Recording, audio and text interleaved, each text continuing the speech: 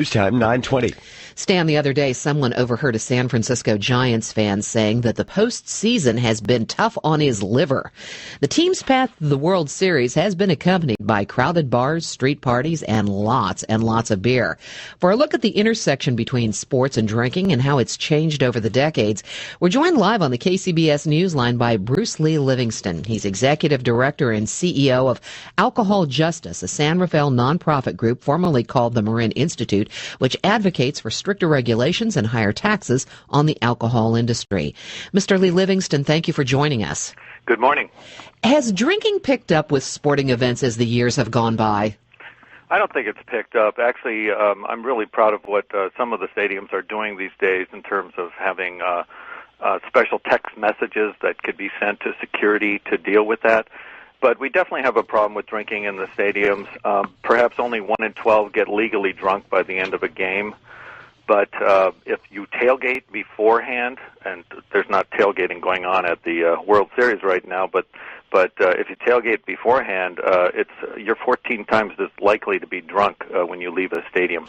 Well, let's pull away from the stadium for a moment, and I would question whether people are not tailgating. They might be, and they're certainly doing what some people call a preload or a preheat, drinking outside before they go in.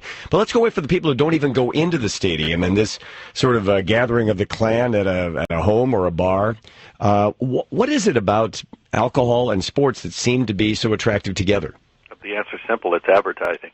The alcohol industry has been big into advertising for the last 50 or 60 years. Anheuser-Busch, which is now Anheuser-Busch InBev, they bought the St. Louis Cardinals, got it into sports.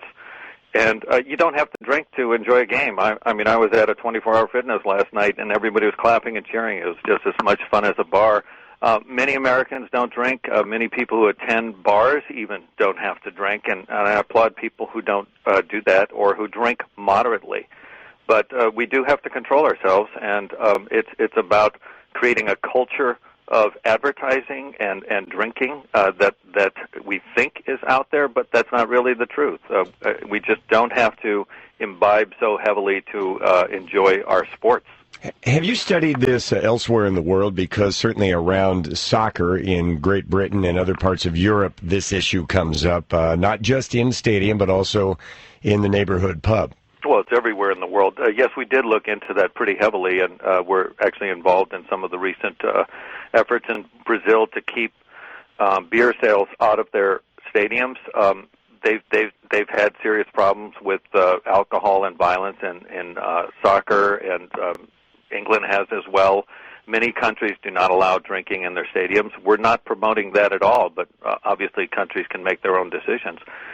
So there is definitely an international problem, but it's in all sports. That's actually why, a little self-promotion here, we're alcoholjustice.org. We are creating a new video contest for youth to really look at the alcohol effects on sports, and it's called Free Our Sports Youth Film Festival. It's going to be at freeoursports.org. We're very proud of the fact that youth for a number of years have been making videos telling the alcohol industry to stop advertising, to stop promoting, to stop sponsoring athletes, and we really think the leagues, the teams, as well as the industry need to come to the table and just stop making alcohol one of the central elements of enjoying professional sports and spectator sports. Mr. Livingston, thanks for your time this morning. Bruce Lee Livingston, Executive Director and CEO of Alcohol Justice, which advocates for stricter regulations and higher taxes on the alcohol industry.